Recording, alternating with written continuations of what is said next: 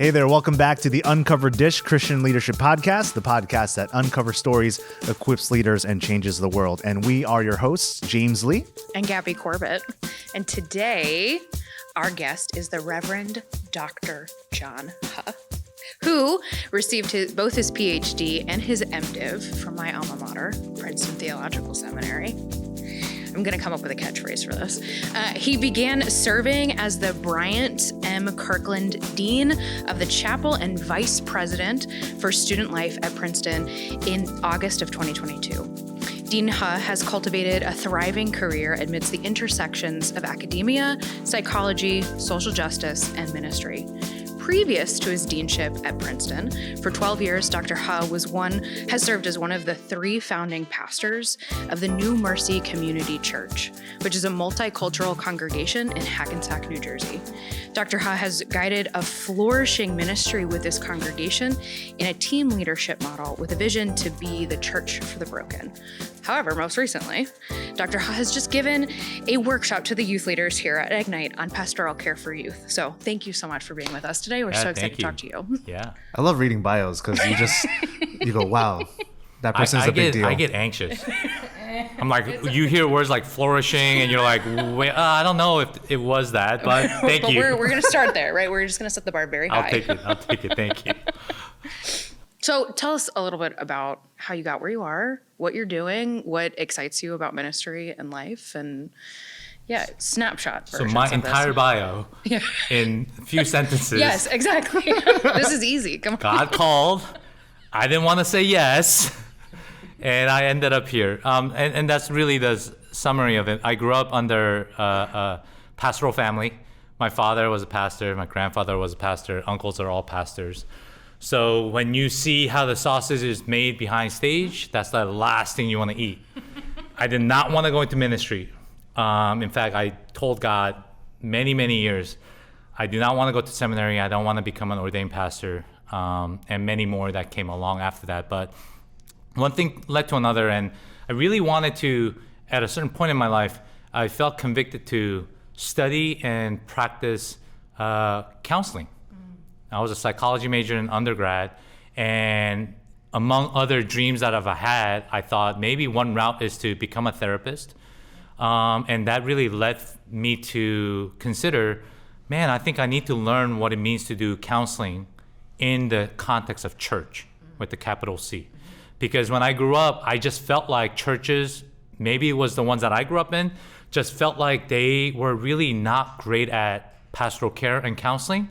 And in fact, the topics of mental, emotional health wasn't really a topic that we talked about in the church. Right. So those convictions really led me to go to Princeton Seminary and study pastoral theology and pastoral counseling. And that's what I teach. And although I wear a different hat at the school now, that's really hopefully my approach, and my work is to care for our students with the pastoral lens and pastoral heart. Absolutely. Yeah, I think as a pastor of a local church, we wear many hats, right? We're the CEO of a nonprofit, public communicator, teacher, and so many other things. But one of it is to be this counselor, to offer pastoral care. So, but you were just sharing how you've seen instances in certain contexts where it was not done particularly well. So what is good pastoral care look to you? Yeah, I mean, what I'll start with by saying is that we distinguish pastoral care and pastoral counseling. When we use the word care, it's more general. It's something that all pastors in their seminary days or whatever form of education they receive, you learn how to do hospital visits. You learn how to listen with empathy. You learn to show up and provide different types of care for general issues that people go through. It's usually short-term, is usually non-paid work, or part included into the multiple hats that you were talking about, James. When we talk about counseling, it's a little bit more professional. It's long-term care. It's very specific, detailed issues. Sometimes it's crisis intervention, but that also leads to some type of professional understanding and type of care that we have to learn how to do. So I would just distinguish the two when I talk about it in this podcast and say that pastoral care is something that we all have to learn how to do. It's listening with empathy, learning what it means to be in the other person's shoes. And that's something that all pastors have to learn.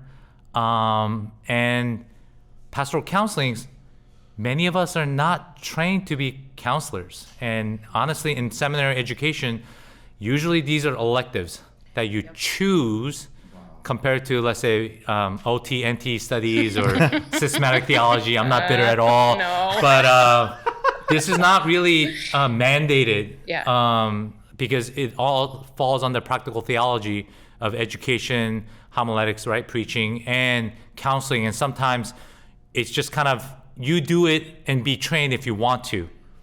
So most of us are not professionally trained in counseling of any sort. So what I would say is there are things that our churches need to do to constantly teach and support pastors how to give care better. That includes self-care and giving care to others. But there are also systems that we need to put in place in churches that provide counseling. And if it's not done internally in the church, we need to find other resources because, it's a booming industry and there really has been a big divide between the church, generally speaking, and those who are professionally trained to provide counseling. If kind of like in-house, we want to take care of our people in-house. But what if your in-house folks are not really trained to handle certain types of work or issues? Right. So there are Absolutely. people out there, and we need to kind of bridge that gap. And oftentimes I found myself as a pastor or as a pastoral counselor, as a professor, how do we bridge those gaps? Yeah, I think it's really important to make that distinction because I think too often pastors are like, I took one pastoral care class or one pastoral counseling class in seminary, and so now I'm qualified to be able to offer Marriage counseling. or like, your teen is right. navigating their mental health, whatever it is. And I think it's really important, right, to, as you said, to distinguish between those two because a lot of harm can be done if we're not navigating those things. But at the same time, it's really important for us to set up the systems to help people get the resources that they need to do good things. Yeah. And to thrive. We like thriving. It's kind of important. Yeah. I mean, hey. So kind of go deeper. I mean, you were in local church ministry for many years. Mm-hmm. So I imagine you encountered instances where these intersected or there was like, hey, this is more than what, say, our church pastors or staff can offer. So kind of walk me through, what does that look like? Bridging the gap, working with outside organizations. Yeah. What I would say is first, in order to bridge the gap, you need to know what the gap is. And the gap is, in my opinion, is that churches, once again, want to take care of their congregants internally, but sometimes only internally because there is some kind of assumed distrust of those who are outside of the church. But people who work in these professional fields, who we consider sometimes outside supporters or secular workers, are part of our church. And they have resources, they have degrees, they have information that the churches can utilize. And oftentimes we don't tap into that. And the other portion that I often see in the churches, they don't have a system of caregiving in place. Yeah. Absolutely. Very easy way to talk about that issue is I often ask pastors when they come up to me after seminars or talking about pastoral counseling, they say, that was amazing, that's great. And they're really much more focused on individual tools that they can take home and say, how do I do this better? But what I say is what you do individually has to also fit within a system or structure of care that you have in your church. Yeah, right. So I asked them then, let me see your budget sheet. Oh. How much of your church budget is specifically spent or saved for utilization of enhancing one's mental health or emotional health. Listen, buying church equipment is great. We need it. We need building structures. We need other infrastructures. We need other ministry funding. I'm not saying those are not important, but oftentimes what gets overlooked is the mental health, emotional health portion. And in most churches that I see, they have some kind of discipleship group. They have small groups. They have welcoming committees where it is very relational. It's a lot about listening to others and providing that kind of more generic care peer to peer. But I'm saying systematically, do our church leaders really think about, same way we think about, worship music or worship liturgy or teaching Bible study courses or leading youth ministry? Do we think of it the similar way as taking care and providing counseling for our congregants? And sometimes we need more than the way we've been functioning. And so I think that's sometimes the gap. Yeah. So I think what we need is, whether it's a system of internally taking care of our congregants that way, having ministries or personnel within, and or finding out what resources exist in your local church or local communities. What counselors are there that we can trust? And maybe you need a vetting system. Maybe you need to create a team that goes out and do the research and say, hey, we're going to contact counseling centers near us who provide amazing work, and we're going to see if we can trust them and if we can send people. Maybe you want to create a fund within the church that says, here's somebody who's going to take care of this confidentially, but provide funding if you want to invest in that. Yeah. Or, I'm just throwing out a bunch of ideas that many nonprofit groups and churches are doing now, is that we need to create funds and resources for our pastors and pastors' immediate family members. The amount of stress and concerns that they go through, if you do believe that the leadership up top to some degree does trickle down the health of the ministry leadership, then our session members, our pastors and their family members really being taken care of emotionally and mentally. So those are some of the ideas that I like to always just challenge the church and say, that's the gap that we need to fill, and we need to think about what kind of system do you want to have in place in order to provide those when the issues do come out. I served a church in Linwood, New Jersey, that had a counseling center as part of its ministry, and that was always the cool. Like that in and of itself, there was a deacon who was assigned to the church, and she was a licensed social worker and mental health therapist, and so they started this center where they could refer people from the congregation, and it was sliding scale, and it was just such an incredible gift to the community. And I was like, this is what we need to start moving people with, because I'm sure you've seen a widening of this gap since the pandemic began, and how much our mental health and emotional intelligence and all of these other things have suffered so deeply, and what the impact is on our communities and how we pastor churches and how we lead in local churches. It's got to be a lot. Yeah, and I love how you put it. The emotional mental health conditions of who we are directly are in alignment with our spiritual health. Yep. We talk about that, we preach that, but what I'm saying is, like, is it in the budget sheet? Right. Is it in ministry? Is it lived out? Yeah. Right. Is it actually happening? And if so, how? And the leadership needs to talk and create a system that says, this is how we're going to approach it. Now, there's so many different models. And perhaps this podcast isn't the place to talk about all the different models, but certain models have certain strengths and certain weaknesses. So what's important is there is no perfect model.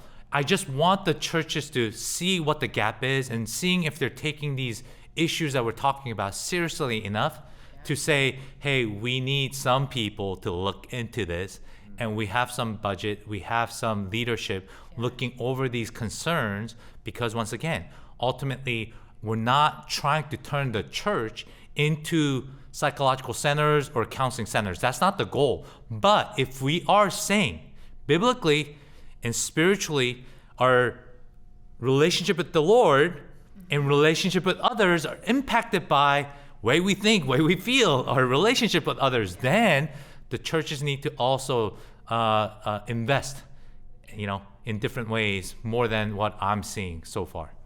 I love it. Mm.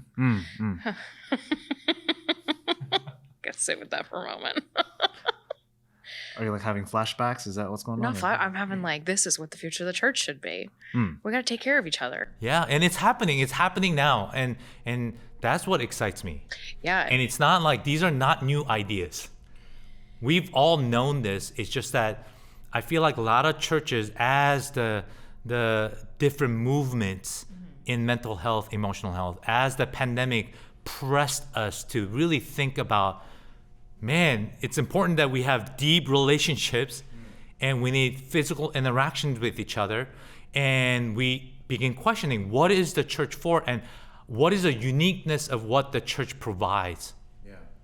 That's it. Is that, we need to figure out what are the missing components as we provide those type of spiritual care. Right. And I think mental health and emotional health should be included in it, and far more. And a lot of churches are doing it. They're talking about it, and they're trying to create certain systems, and there are a lot of nonprofit organizations that are forming. I could also imagine a lot of our pastors who are listening to this podcast also, even though this is not new, it's been going on for a long time, it may be new news for some of our pastors or some of the churches where the experience of pastoral care and then counseling is quite limited, not very structured. It's just kind of, oh, let's talk, let's hang out. Oh, it feels like you need a little bit more care. I don't know what to do. And that kind of, that I see often as well. So I know you said there are many different models with pros and cons, but just to kind of drop some inspiration, right? Is there one model that you can kind of share and say, this is what it could look like, just to kind of paint the picture for someone to whom this is completely new?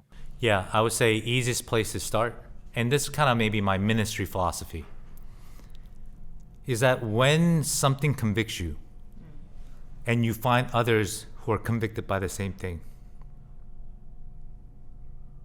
and you meet and you eat together and you pray together, over time, the Spirit moves and different models and options come out. There are ones that work with plus and minus sides that exist, but I think what I would always start with is find the people who are convicted about these issues. It's not gonna be everybody in your church. And I'm not even asking for everybody in the church to be this passionate about mental and emotional health of our people, but some people are. You gather those few, and everybody can do this. You start meeting up regularly, consistently, and you pray together, and you talk about these issues as we are in something like this. And as you do, Holy Spirit moves, and I truly believe God sometimes just opens different doors.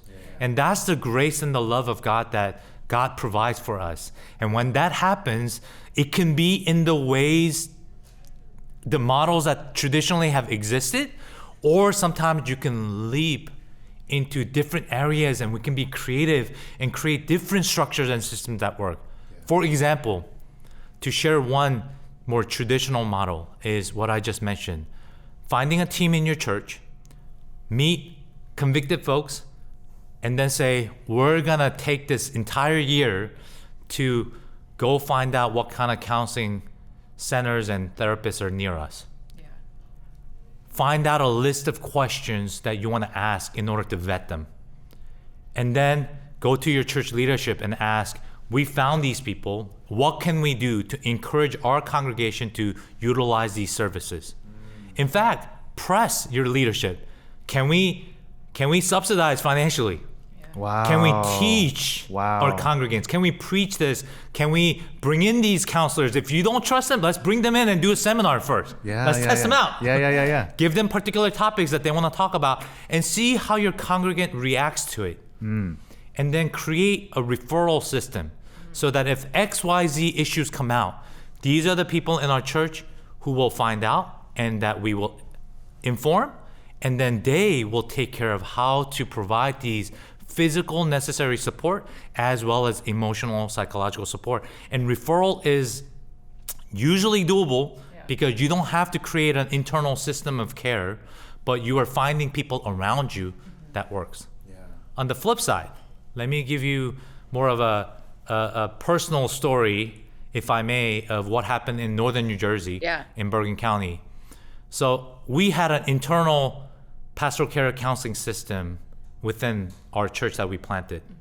Church for the Broken. We wanted people to come and share. We wanted to be vulnerable. We wanted to share each other's stories, but we also wanted to provide some kind of caregiving system. Yeah.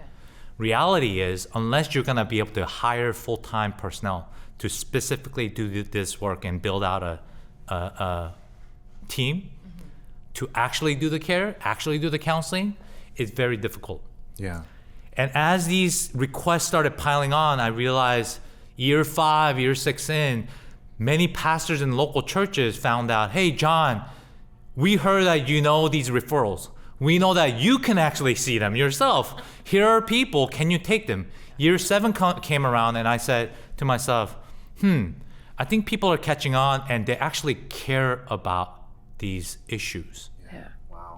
So I brought a bunch of pastors together and we started meeting up monthly. And we say, hey, we're just gonna hang out, talk about not congregants in individual names and issues that they're going through, but generally, what are you facing that's challenging in your ministry? What do you find that's challenging in your personal life, in your family life, as you do pastoral work? So we were venting. We were venting. We're saying this sucks, that sucks. We're not paid enough. The stuff that pastors talk about behind closed doors. And I never said that. maybe it's just me and my colleagues. But those conversations led to, okay, we need to do something. Yeah. We have a lot of congregants that are hurt. Yeah. We realize we can't provide certain professional help because we're not trained. So that led to us actually creating a counseling network among 3 churches in the beginning, about 3.5 years ago. Okay. And we started off as a 501c3 New Jersey nonprofit organization. Yeah. The funds come from the churches. Nice. They are used predominantly, other than some of the legal fees that we have to pay to run the organizations and admin work, it is strictly used to subsidize counseling for our congregants. Yeah. Wow. Who sign up, register, and then we do the matching. That's the first thing that we do. We try to match to the preferences that people are looking for. Obviously, it's not a 100-proof, system, but we try to match with culturally, contextually sensitive folks that these people need. So we do the matching in the middle. Second thing we provide is we provide financial support. We actually ask the counselors and counseling centers that we work with, hey, I know y'all need to get paid for the amazing services you provide, but can you lower your cost and have a fixed cost at this point, which is like 50-60% of what they normally would charge. Yeah. And look at this as a ministry, because it is. And utilize your God-given gifts to serve the greater church with a capital C, and tell us how many hours you can provide, how many clients you can take, and we will match them with you. And so it's a fixed cost. We pay 50% of that fixed cost from the counseling network, and the client pays the counselor 50% directly. So we have a financial support system. And the third thing that we provide is, if the churches want to do conferences, seminars, education, psychosocial education, they contact us, and we provide the folks who are professionals, who are all licensed therapists, by the way, and we send them. We say, hey, you want to talk about youth and family issues in this particular topic? We got 2 people who are amazing at that. Why don't you contact these people? And we make that connection and send the right resources to the churches, because we understand that the churches sometimes do not have folks or the time or the energy to look into these resources. John, I loved hearing this model and the beautiful things that have built out of it. What I kept hearing over and over and over again was the word we. And that just really resonates with me, because so oftentimes a lot of our churches, pastors are the sole staff person, or oftentimes the sole full-time staff person, even that. And feels alone, feels like they have to figure this out by themselves. But this was, I kept hearing we in many different levels. Like it was the we with the folks in the congregation. How can we work through this and develop a model that fits our context? But then it went even beyond that, how you went multi-congregational. It was the going through a connection of different churches to work together. And that's beautiful. I really want to really emphasize that this isn't something that a pastor or anyone should be trying to figure out all by themselves, but that it's to work with the community, work with the greater connection to do something better together. Yeah, and we're not a counseling center. We don't hire any therapists. Yeah. But it's a network, which means it's pretty loose. Yeah. Relationship in the sense that right now we have 10 churches bought into this network and we're growing. But honestly, next year, 3 churches can say, hey, we have budget issues, or we no longer want to become part of the network. It works because people bought in and they understand the we portion of this ministry. And that's what a church is. That's any community. Yeah. So I'm glad you picked up on that, and thank you for highlighting that, is because if people who are convicted don't work together, nothing really great happens. That's true. So I do safe sanctuaries for the conference, and it's been a big push this year. And one of the things that I keep reminding folks is that hurt people hurt people. Mm-hmm. And I think that that's, through my safe sanctuaries work, I'm constantly hearing, well, that could never happen here, right? Those kinds of abuses don't happen in our local churches. But I also think that it's really important for us to remember that A, it does, and B, when people are hurting, which we're seeing across the board in clergy, in lay leadership, in our, laity who are joining in our communities, there is so much that is broken and so much that is hurting that it is almost a gospel imperative to care for the mental health of the people around us, so we don't bleed on other people, right? That's what Henry Nouwen says, right? We're not able to ever takes it even a step further and talks about, right, preaching and talking and teaching from our scars and not our festering wounds. So we're not bleeding on top of people. And I think that that's something really important for all of us to remember, is that even if you can't buy in because mental health is still really scary, think about it also as caring for hurting people. Yeah. And everybody's hurting right now. Yeah. I also loved that sort of the boundary. What I heard was at a certain point, you were like, I can't do this all by myself. Even though you're a professional, this is as a counselor, this is something you're studied, your PhDs in counseling, but saying, no, how do we share that burden together? Yeah. And delegate, not only delegate, but just share it together. Yeah. Again, going back to that we. Yeah.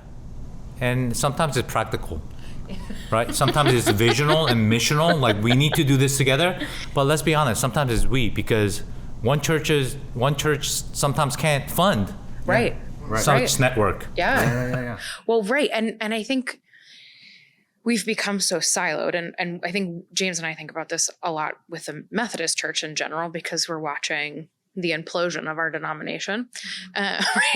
But you keep noting the big C church, right? This idea that we are all deeply connected and we keep trying to silo ourselves out. And the only thing that siloing does is creates more work and more burden and more isolation. Whereas if we can, come together, we can do these incredible, amazing things that my church wouldn't be able to do that by themselves.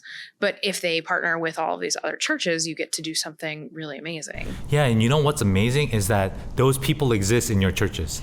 Yeah. They already exist. Yeah. Right. It's the matter of the leadership giving the platform and the autonomy and the freedom for these people to gather together. Not that the leadership has to okay this, but the leadership, if they support it and they lead it and guide it from the front, middle, and the back, that's the ideal. Yeah. But these people exist. Yeah. And it's a matter of us starting those conversations. And when they get together, I'm telling you, the Spirit does amazing things with broken people. Wow. Come on. That'll preach. That's a tweet. Put it on X. I don't have Twitter or X Twitter or whatever it is. whatever I you don't call know it. what it is. I'm very encouraged that there are conversations about vulnerability and being open about our wounds and hurts and brokenness in the church and through the church. It's also, I would say to some degree, it's become popularized. If you look at pop psychology and a lot of the media, being vulnerable and being open is a strength, and it has healing, restorative power. It's true. But once again, those thoughts and those philosophies or theology has to be actualized. Right. In action and ministry in the things that we do. And I think we're at a critical juncture where these ideas that we love and we gravitate towards are being actualized in churches. And I just want to encourage those who are doing it, do more. Interact more, and let's have more of these discussions and conversations, because I think that will kind of pave the way, not only of the models that I kind of described here, but others that imagine like what else could be created. That's it. I hear show me your budget sheet. Yes. But then also show me your team. Yeah. That's awesome. That's incredible. So we have one question that we ask all of our podcast guests. We are Methodist. Methodists care very deeply about their food. That's why we're the Uncovered Dish podcast, because we have lots of covered dish dinners. If you could eat only one thing for the rest of your life, breakfast, lunch, dinner, no variations, what would it be? Ooh, I would say breakfast. But what would the meal be? What would what would the dish be? I see. The dish would be this Korean meat dish called galbi. Yes. Which is just soy sauce marinated beef cut in thin slices. Short ribs. That's what I would eat, but my doctors probably may say something else about that, since I need to cut out more red meat from my diet. So that's my desire, but that's probably not what I should be doing, is what I would I love say. it. It'll be a short but joyful life. Yes. There you go. There we go. Yes. That's what short ribs are for. All right. Carby. Well, next time we hang out, we'll get some carby. Thanks, James. That sounds good. Well, John, if people wanted to connect with you or see what you're all about, can they reach you? Where can they connect with you? Yeah. First, apply to Princeton Theological Seminary. Yes. I feel like I needed to throw in there somehow, somewhere. Thanks for that question. Because then you'll see me there. I'm on campus every day, Monday through Friday. But seriously, that's where I live. That's where I do my ministry, and I see it as a ministry. And I'm in the vocation now of taking care of our students on campus. So please come by. If you look up Princeton Theological Seminary, my contact information is there. There you go. There you go. So you have to do a little bit of homework if you wanted to connect with John. But Google Princeton Seminary, John Huh. John, thank you so much for being on the podcast. It's been a blessing, and we hope to have you on again soon. Yes. And have some carby. Thank you. Thank you so much. All right. Thank you.